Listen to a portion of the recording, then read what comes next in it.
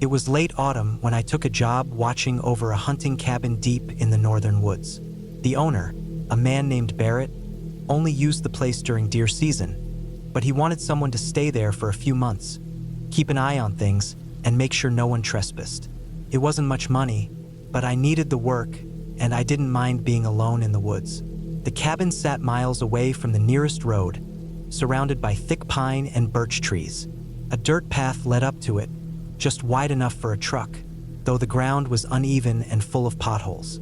The place itself was a simple wooden structure, built decades ago. One main room with a wood stove, a small kitchen, and a bedroom in the back.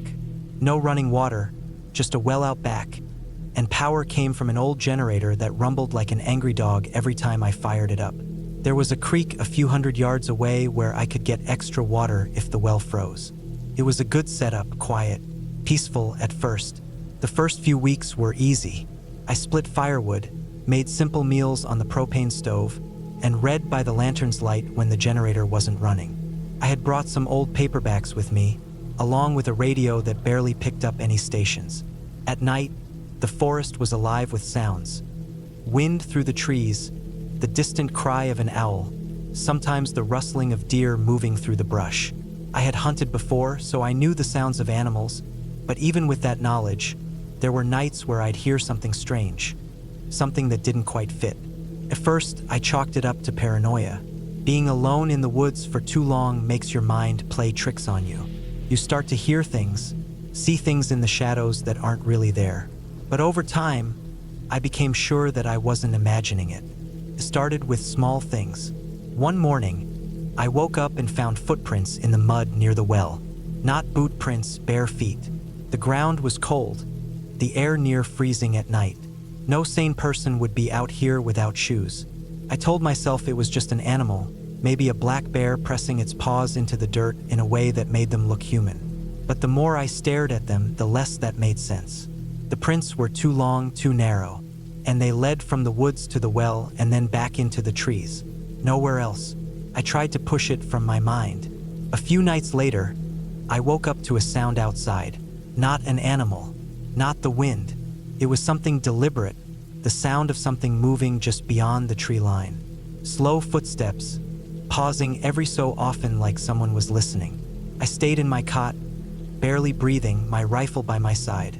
The footsteps circled the cabin once, then faded back into the woods.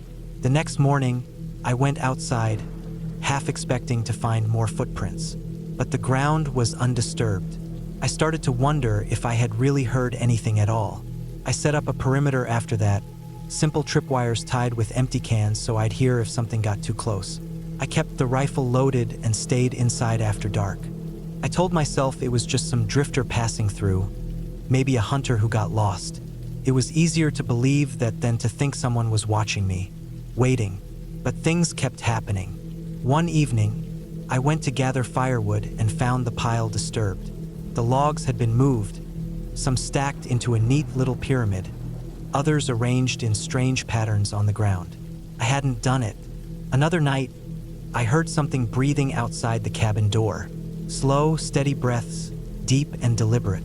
Not a bear, not an animal. Something standing just on the other side of the wood, listening. I didn't move. I didn't speak. I just sat there, the rifle in my hands, waiting for it to go away. Hours passed before the sound finally stopped. By then, I had started locking the door with a makeshift barricade. I had no phone, no way to call for help. The nearest town was a half-day's drive away, and the dirt road was barely passable in the best conditions. I told myself that if something really happened, I could make a run for it, but I didn't believe it. Then, one night, I woke up to the door handle rattling. Not the wind, not an animal. Someone was trying to get in. I stayed still, barely breathing. The rattling turned into slow, steady knocks. 3 of them, then silence. I gripped the rifle, my heart pounding. Then, from outside, a voice. Not words, not even a whisper, just a low, guttural sound, almost like laughter, but wrong. Something scraped against the wood. Then, nothing. I didn't sleep that night. By morning, I had made up my mind. I was leaving. I packed what little I had and started for the truck. The forest was deathly quiet. No birds, no wind, just stillness. Every step felt too loud, like I was being watched. Then I saw them, the footprints, bare feet, leading from the tree line to my truck. They circled it over and over, then led back into the woods. I unlocked the door, my hands shaking. The keys were inside, right where I left them. But when I turned the ignition, the engine wouldn't start.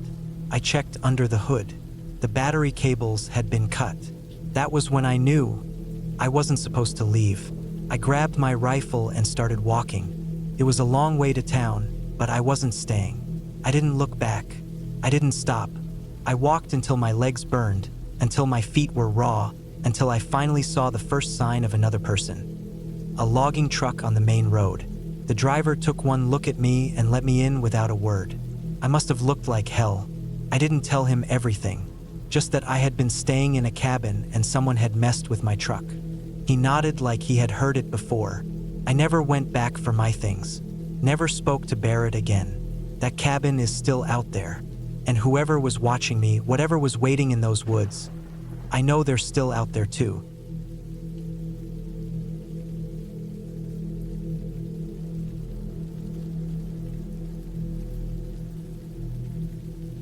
I was driving through the back roads of northern Montana, a route I hadn't taken in years.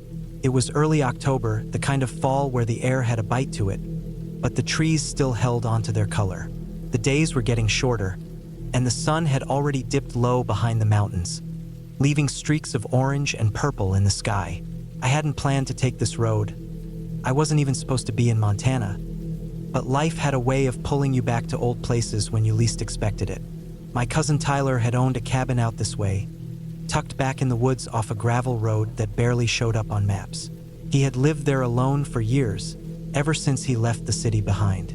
We weren't as close as we used to be, but we still kept in touch now and then. He always said he liked the solitude, the peace of being out in the wild where no one could bother him. But I always thought there was something strange about the way he talked about it, like he was trying to convince himself as much as me. Tyler had been dead for 2 years now.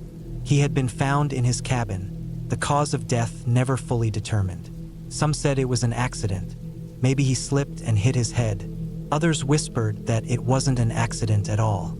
I never got the full details, only that his body was found inside, and whatever happened, it hadn't been quick. I didn't think about his cabin much anymore. I had only been there once, a long time ago, and I had no intention of going back. But as I was driving that night, I realized the old turnoff was coming up ahead. I don't know what made me slow down, maybe just curiosity or the pull of old memories. The road was barely visible, overgrown with weeds and choked with fallen leaves. No one had driven down it in a long time. The county was supposed to have sold the property by now, but from the looks of it, no one had bothered. The closer I got, the more a strange feeling crept over me, like the air had thickened just slightly. I pulled off onto the shoulder and sat there for a moment, the engine idling. I wasn't planning to go up to the cabin. I just wanted to see if it was still standing. Maybe some part of me wanted proof that the past was behind me, that Tyler's ghost, or at least his memory, wasn't still hanging over this place like a shadow. I turned off the engine, and for the first time in a long while, I listened to the silence. It was the kind of quiet that wasn't really quiet at all. The wind moved through the trees in slow, deliberate breaths. Branches creaked. Something small scurried through the underbrush. I could hear my own heartbeat, steady but slightly faster than it should have been. I told myself I'd just take a quick look. I grabbed my flashlight from the glove compartment and stepped out, gravel crunching under my boots. The temperature had dropped fast now that the sun was gone, and the air smelled like damp leaves and earth. The road leading up to the cabin was nothing more than a dirt path, half swallowed by nature. I walked slowly, scanning the trees on either side. The woods here were thick, the kind where you could lose yourself in minutes if you weren't careful.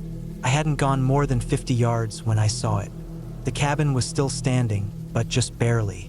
The roof sagged, the windows were dark, and the front steps had partially collapsed. The whole structure looked like it was sinking into the earth, being reclaimed by the land around it.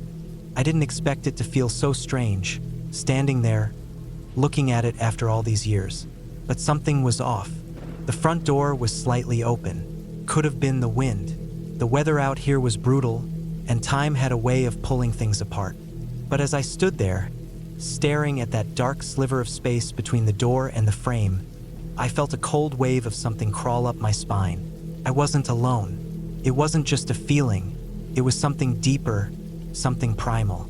My muscles tensed without me realizing it, my body reacting before my brain caught up. I swept the flashlight across the cabin's exterior, the beam shaky against the wood. Nothing. I should have turned back, but I didn't. I stepped onto the porch, the boards groaning under my weight. The air inside the cabin smelled stale, like old wood and something else. Something faintly metallic, like rust or blood. The living room was almost exactly as I remembered it. The old couch was still there, covered in dust. The wood-burning stove in the corner had rusted over, its door hanging open. Tyler's hunting gear was scattered across the table. Rifle cartridges, a hunting knife, a half-empty box of matches. But there was something else, something that didn't belong. Footprints in the dust. They led from the front door to the hallway. Fresh. I listened. The house was silent. I followed the prints.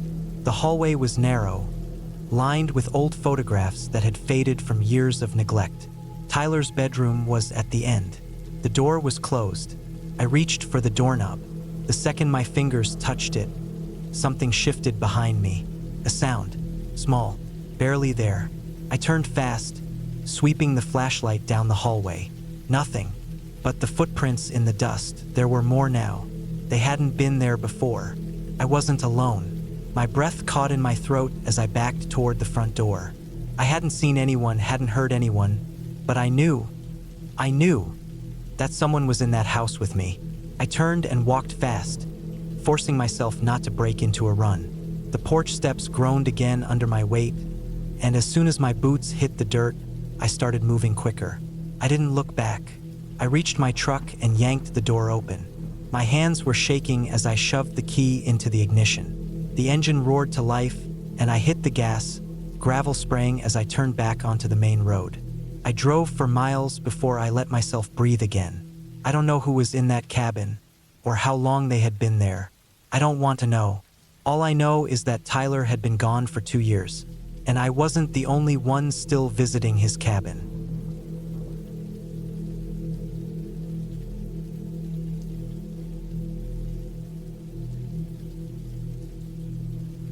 It was supposed to be my last night shift at the cabin. I had been working as a woodsman for years, but I was ready to leave the job behind. The long, isolated nights, the constant damp air, the feeling that something wasn't quite right deep in those woods. It had all taken a toll on me. I was set to move to a new job in a nearby town. Something safer. Something that didn't involve being alone in the middle of nowhere with only a radio and a rifle for company. But fate had other plans. The cabin was about 30 miles from the nearest town, deep in the forest. It was an old logging cabin, built decades ago when this area was still heavily logged. Now it served as a rest stop for woodsmen working long shifts, a place to keep an eye on the land, make sure no one was illegally cutting trees or poaching, and report any strange activity to the main office. It wasn't an exciting job, but it paid the bills. The last shift was always the longest. I was scheduled to be there from sunset to sunrise, keeping an eye on the logging equipment, watching for signs of trespassers, and checking the perimeter every few hours. It had been raining off and on all day, and by the time I got to the cabin, the sky was already a deep gray, the sun fading behind thick clouds. The air smelled of wet earth and pine, and everything felt heavy with moisture. I parked my truck a few feet from the cabin, grabbed my bag, and stepped inside. The place was just as I had left it on my last shift, dimly lit, musty, and cold. The small wood stove in the corner was the only source of heat, and I got a fire going right away. The radio sat on the old wooden table, crackling every so often with static. The logs creaked as the cabin settled, the sound barely audible over the steady drip of rain outside. I checked my rifle, making sure it was loaded, and set it beside the door. It wasn't often that I needed it, but every woodsman had a story about running into something or someone they didn't expect out here. I made myself some coffee, sitting at the table, listening to the rain hitting the roof in slow, steady drips. The first few hours passed without anything unusual. I went outside a few times to check on things, making my rounds with a flashlight. The woods were eerily quiet, the only sound coming from the wind moving through the trees. The rain had turned the dirt paths into thick mud, making it hard to walk without slipping. Around midnight, I started feeling uneasy. It wasn't anything obvious, just that gut feeling, that sense that something wasn't right. I had felt it before on other shifts, but this time it was stronger. The hair on the back of my neck stood up, and I found myself gripping my flashlight tighter than I needed to. I stepped outside again, scanning the tree line with my light. Nothing moved, but the silence was unnatural. The rain had stopped completely, and even the wind had died down. Normally, I would hear the sounds of small animals in the underbrush, the occasional rustle of leaves, but there was nothing. I decided to check the equipment storage shed a few yards from the cabin. The shed was old, made of warped wood and rusted nails. It held extra tools, spare fuel, and other supplies. I pulled the door open, shining my flashlight inside. Everything looked normal until I noticed the footprints. They were fresh, pressed deep into the damp earth just inside the doorway. They weren't mine. I had been here last shift, and the ground had been dry then. These tracks had been made recently. I felt my pulse pick up. The footprints led further into the shed, disappearing behind the stacks of equipment. I gripped my rifle, stepping inside slowly, my flashlight sweeping across the room. There was nothing there. No movement, no sound. But someone had been here. I backed out, my nerves on edge. The forest suddenly felt too big, too open. I locked the shed and returned to the cabin, locking that door behind me as well. I checked the radio, but there was only static. No signal. That wasn't unusual this far out, but tonight, it felt worse. I sat back down, my rifle on my lap, and waited. The night stretched on, the hours crawling by. Around 3 a.m., I heard something outside. At first, I thought it was just the wind, but then I realized the sound was too deliberate. Slow, heavy footsteps moving around the cabin. I turned off the lantern, letting the darkness swallow the room. My heart pounded as I listened. The footsteps stopped near the front door, then a slow, steady knock. I gripped my rifle, my breathing shallow. Another knock. I stayed completely still, barely daring to breathe. Whoever was out there wasn't saying anything, wasn't calling out for help. Just knocking, slowly, methodically, then silence. I didn't move for what felt like an eternity. The cabin was pitch black, the only sound the occasional drip of water from the trees outside. I strained my ears, listening for anything. Any sign that whoever had been there was still around. Minutes passed, then an hour. Nothing. Eventually, the sky started to lighten. Dawn was coming. I had made it through the night, but I didn't relax. I waited until the sun was fully up before stepping outside. The ground was wet and soft, the muddy earth holding onto footprints. I followed them around the cabin, past the shed, and into the trees. They went on for a while, deeper into the woods, until they just stopped. No sign of turning around. No sign of anything. Just gone. I didn't waste time. I packed up my things, locked the cabin, and got into my truck. I didn't look back as I drove away. It was my last shift. I had made it through, but something about that night stayed with me. I never found out who or what had been outside that cabin, but I knew one thing for sure. I was never going back.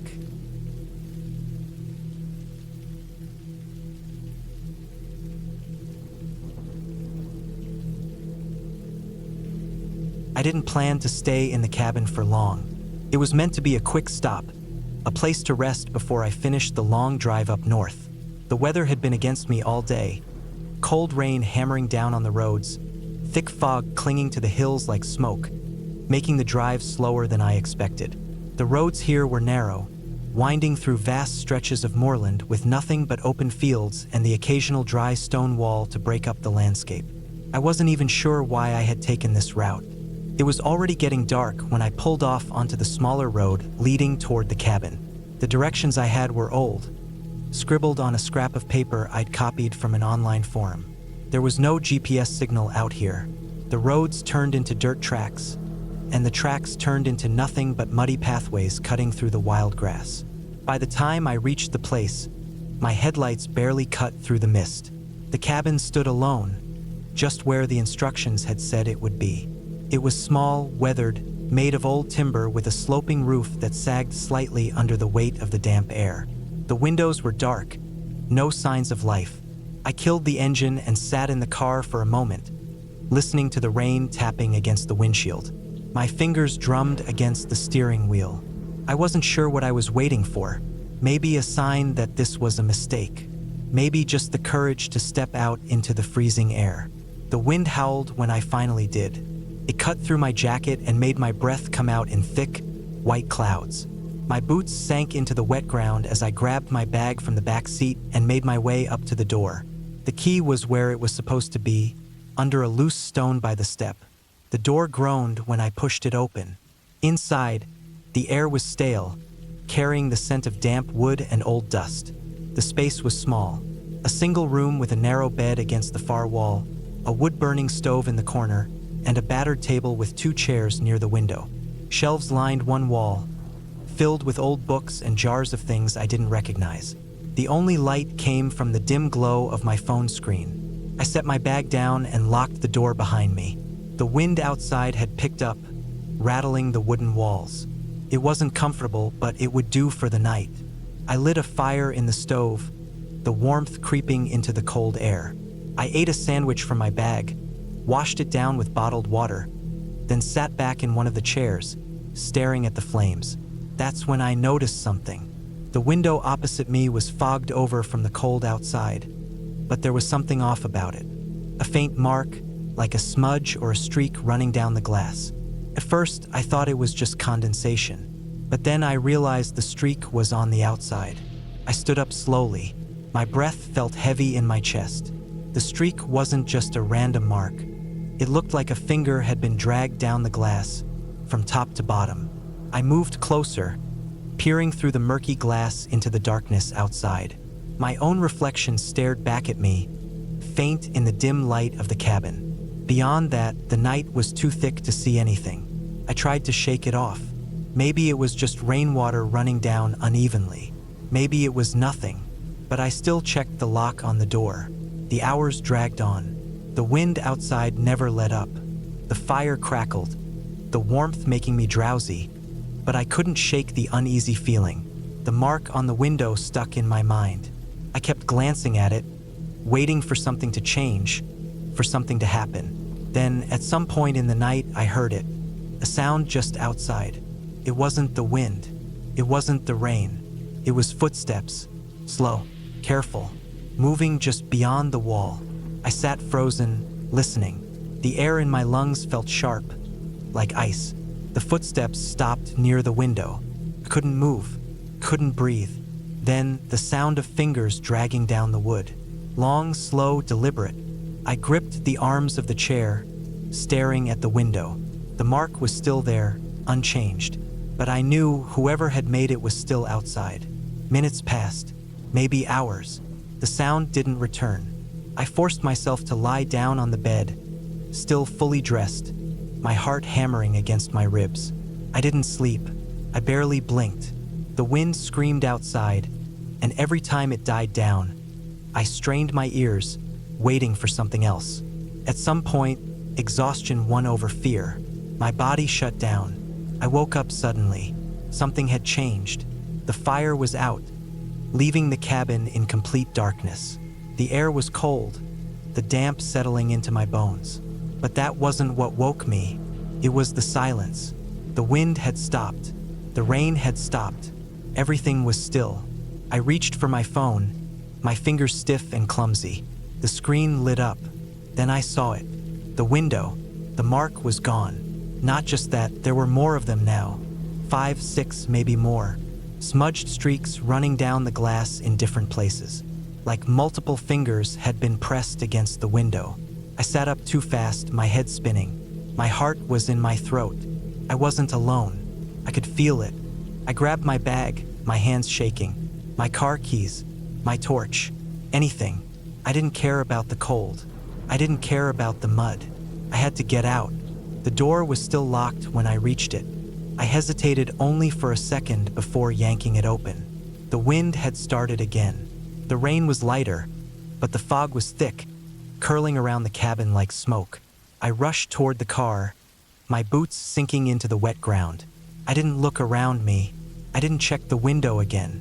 I just got in, locked the doors, and started the engine. The headlights cut through the mist as I reversed back onto the narrow road.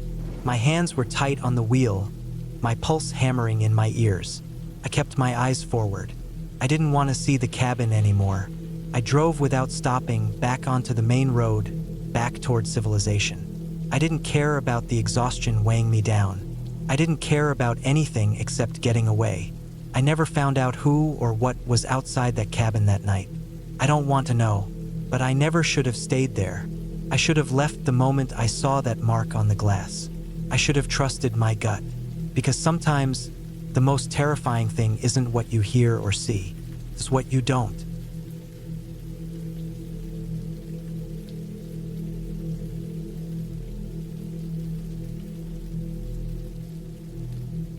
It was early October when my boss, Mark, asked me to stay at his remote cabin for a few nights. He had just finished renovations and needed someone to check on the place while he was away on a business trip. It was a last-minute request, and I didn't have any solid plans, so I figured why not? A few days in the woods might be a nice break from the noise of the city. Mark's cabin was about 3 hours north of town, buried deep in the forest. It wasn't one of those modern, luxurious getaways. It was more like a traditional log cabin, sturdy, simple, and isolated. I had been there once before when he first bought it, but back then, it was barely more than 4 walls and a roof. Now, he had spent the last year fixing it up. New floors, new furniture, a proper wood stove, and even a small generator for electricity. I drove up on a Friday afternoon. The road leading to the cabin was long and rough, barely more than a dirt path. Tall trees surrounded me on both sides, and the deeper I went, the less sunlight made it through the canopy. By the time I reached the clearing where the cabin sat, the sky had turned overcast, and there was a sharp chill in the air. The cabin itself looked solid. A wraparound porch, fresh logs, a new metal roof. Mark had really put in some work. I parked my truck, grabbed my bags, and unlocked the front door. Inside, it smelled like fresh wood and faintly of old smoke from the fireplace. The living room was small but cozy, with a leather couch and a thick rug on the floor. The kitchen was basic but functional. There was even a small bedroom in the back, just big enough for a bed and a dresser. I spent the first hour settling in, unpacking my things, checking out the place. Everything seemed fine. I started a fire in the wood stove, boiled some water for coffee, and sat on the porch for a while, just listening to the quiet. It had been a long time since I had been somewhere so still. No traffic, no voices, nothing but the wind through the trees. As the sun started to set, I made myself a quick dinner, locked the doors, and got comfortable inside. The generator hummed softly outside, powering a single dim light in the living room. It wasn't much, but it was enough. I flipped through a book Mark had left on the coffee table and let the warmth of the fire sink in. Then, around 10 p.m., I heard something outside. It wasn't loud, just a faint rustling sound. At first, I thought it might be the wind, but the trees weren't moving much. Then I figured maybe an animal, a raccoon, maybe a deer. The woods were full of them. But the more I listened, the more it didn't sound like an animal at all. The movement was slow, deliberate. Footsteps.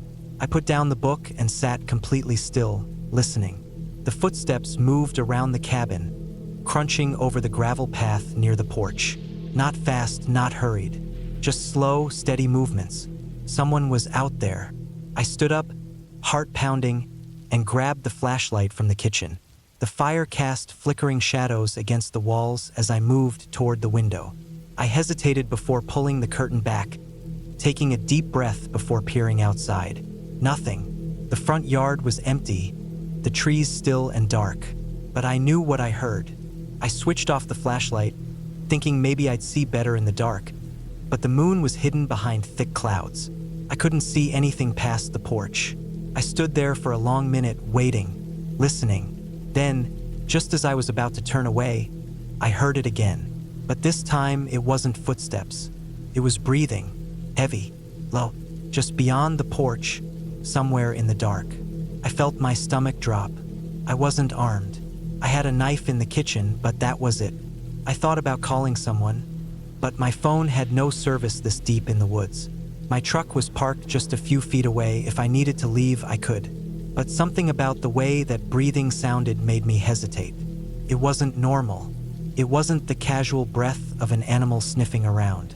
It was slow, controlled, intentional, like someone was standing just outside, waiting. I stayed by the window, barely breathing myself, heart pounding against my ribs. And then, after what felt like forever, the sound stopped. No footsteps, no breathing, just silence. I waited another 10 minutes before stepping away from the window. I locked the door, double-checked it, then shut off the generator. The cabin went completely dark, except for the faint glow of the embers in the wood stove. I didn't want whoever or whatever was out there to see inside. I barely slept that night.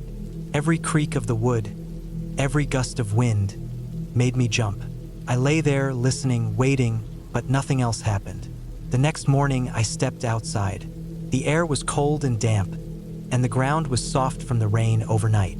I walked around the cabin, scanning the ground for tracks. At first, I didn't see anything, but then, near the back of the cabin, just along the tree line, I saw them. Footprints, not boots, not sneakers, bare feet. They led from the trees to the cabin and then back again, disappearing into the woods. I stood there, staring at them, my skin crawling. Someone had been watching me, standing outside, in the cold, barefoot, just breathing. I went back inside, locked the doors, and packed my things. I didn't care what Mark said. I wasn't staying another night. I grabbed my keys, started the truck, and drove out of there as fast as I could. I never told Mark exactly what happened, just that I had a bad feeling about the place. He laughed it off, said I was overreacting. A few weeks later, he went up there himself. When he got back, he called me, said he found something weird, a single dirty footprint on the porch, right outside the bedroom window. After that, he stopped going up there, too.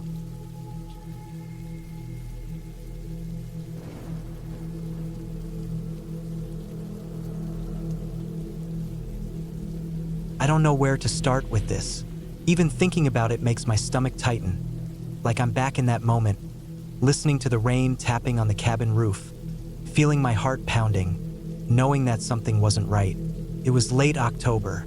The air had turned cold, and the leaves were long past their bright reds and yellows, now a dull brown, carpeting the forest floor. My wife, Emily, had planned this trip weeks in advance. She had always loved the outdoors, the stillness of the woods, the quiet that came with being far away from the city. I wasn't as much of a fan. I liked my routine, my comforts, my ability to lock the doors and know I was safe. But she convinced me. Her stepsister, Laura, had come along too. They didn't see each other much growing up, but they had reconnected as adults. Laura was a cop, stationed in a town about 2 hours away from where we lived. She was serious, sharp-eyed, and always seemed like she was sizing people up, even when she wasn't trying to.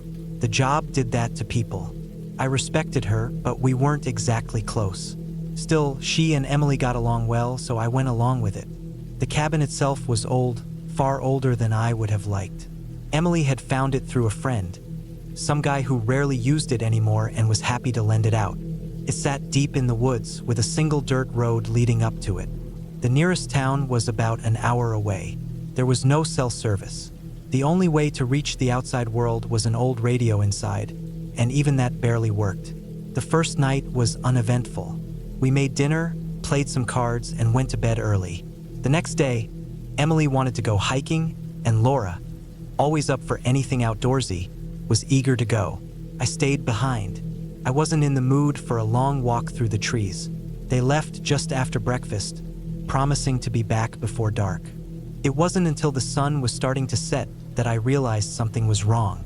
They should have been back by now.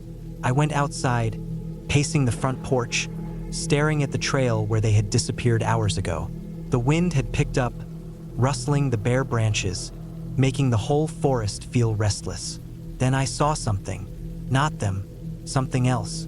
A figure standing between the trees, too far to make out clearly but close enough that I knew it wasn't a trick of the light.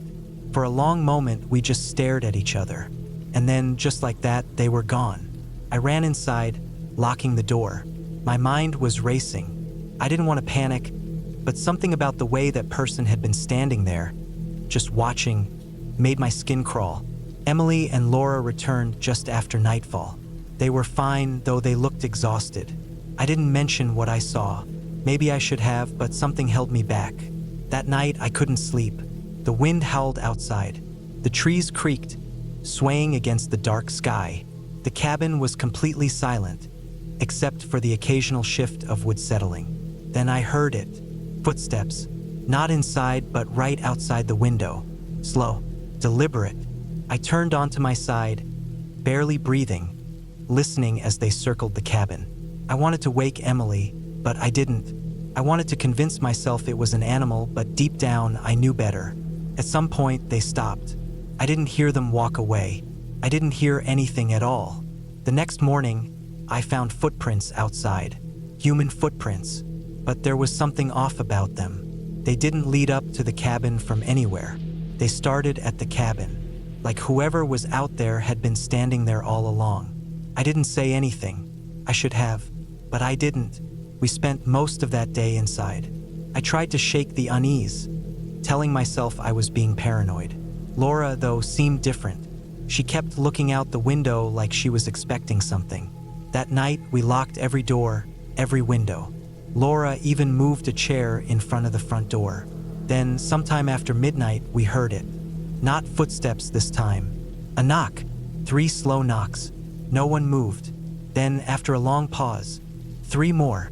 Laura stood up, motioning for me to stay put.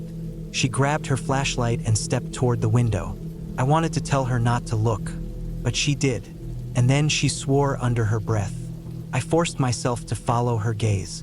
There was a man standing at the tree line, not moving, not speaking, just watching. Laura reached for the gun she always carried, but by the time she looked back, he was gone. That was it. We weren't staying another night. By the time the sun came up, we had packed our things. Before we left, though, Laura walked around the cabin one last time. When she came back, her face was pale. There were no new footprints, none leading to the door, none leading away, just the same ones as before, like he had been there all along.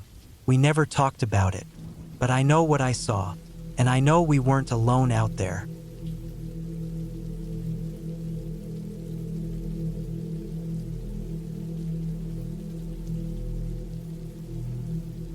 I was 29 when I took a job that would make most people uneasy. It wasn't supposed to be a permanent thing, just a way to get some money together while I figured out what I actually wanted to do. My uncle had an old cabin near the outskirts of a small town in Montana, right on the edge of an overgrown cemetery that no one really visited anymore. He used it as a hunting cabin when he was younger, but for the last few years it had mostly just sat there, falling apart. The town had a small municipal cemetery, but this one was different. It was old, really old. From what I was told, it hadn't been used for burials in over 100 years. Most of the graves were cracked or completely overtaken by weeds, and the headstones had been weathered down so much that the names were unreadable. Nobody had any real reason to visit it anymore, and as far as I knew, nobody did. The job itself wasn't complicated. My uncle's friend, a guy named Ed, had been hired by the town to maintain the place, to clear out fallen trees, keep the pathways from getting completely swallowed by nature, and make sure nothing dangerous was happening around the area. But Ed had gotten sick, and they needed someone to cover for him. Since my uncle knew I was between jobs, he offered it to me. It wasn't much money, but it was something. And since the cabin was technically livable, I wouldn't have to spend anything on rent while I was out there. I didn't have any reason to say no. The first few days were simple. I drove out to the cabin in an old truck my uncle had let me borrow and started fixing it up. The place was rough, dust and cobwebs everywhere, a roof that leaked in 3 different spots, and a wood-burning stove that barely worked. But it was better than sleeping in my car, so I spent the first 2 days just getting it into a state that wouldn't make me miserable. I settled into a routine after that. Every morning, I'd wake up early, make coffee on an old camping stove I found in the shed, and then get to work. Most of my job was cutting away thick brush and making sure the paths around the graveyard weren't completely blocked. The cemetery stretched out further than I expected. Rows of crumbling headstones hidden under knee-high grass and fallen tree branches. There was a stone mausoleum near the back, half collapsed from time and neglect. Its roof caved in from decades of rain and snow. Nobody came out there, not once in the first week. It was quiet, and at first I liked that, but after a while the quiet started feeling different. I don't know how to explain it. It wasn't that I heard noises, at least not at first. It was more like the quiet itself had weight, like it was pressing against me the longer I stayed. There were moments when I'd stop working, just for a second, and I'd realize how completely silent everything was. No wind, no birds, no movement, just stillness. I ignored it at first, told myself I was just getting too used to the sound of town life, and that being out in the woods like this was bound to feel strange. But then I started noticing other things. The first time, I was working near the edge of the cemetery, cutting back a thick wall of tangled brush. It was late in the afternoon, and I was thinking about heading back to the cabin soon. I had my head down, focused on the work, when I felt it, this deep, sinking feeling in my gut, like I was being watched. I stopped, looked up. There was nothing there, just trees and gravestones, but I couldn't shake it.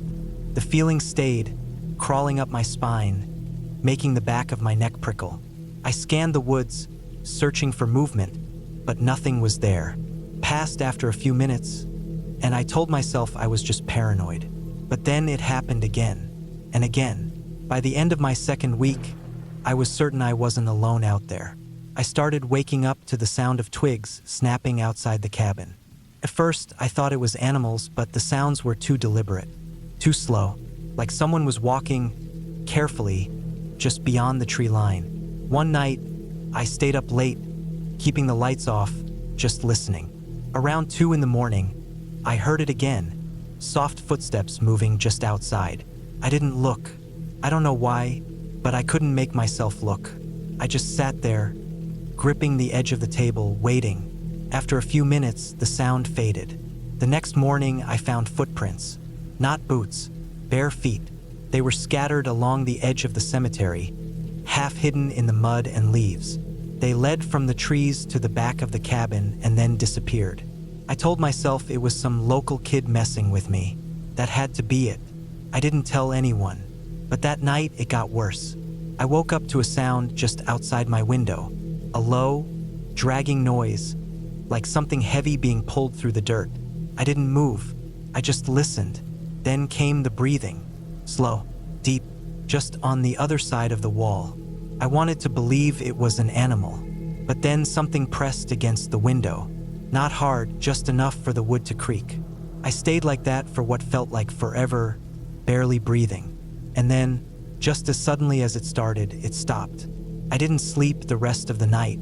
The next day, I checked the area around the cabin. The footprints were back, leading from the woods to my window, then disappearing again.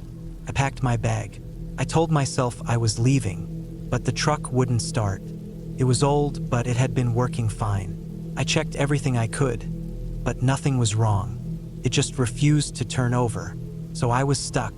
That night, I barricaded the door, moved the heavy table against it, wedged a chair under the knob, sat there with a hunting knife I found in my uncle's shed, waiting. The noises started just after midnight. Footsteps, slow, careful. They circled the cabin, once, twice, then stopped near the window again. Then the doorknob turned. I held my breath. A long, slow creak filled the cabin as the knob twisted back and forth. Then silence. I didn't move. Minutes passed, then hours. By dawn, it was gone. I left that morning, I didn't pack, didn't bother with the truck. I walked straight down the dirt road, through the woods until I reached town. I never went back. A week later, my uncle sent someone to tow the truck. When they got there, they found the cabin door wide open. Nothing was missing, but there were more footprints, leading from the cemetery to my bed, and then back into the trees. I never found out who or what had been out there. I never wanted to,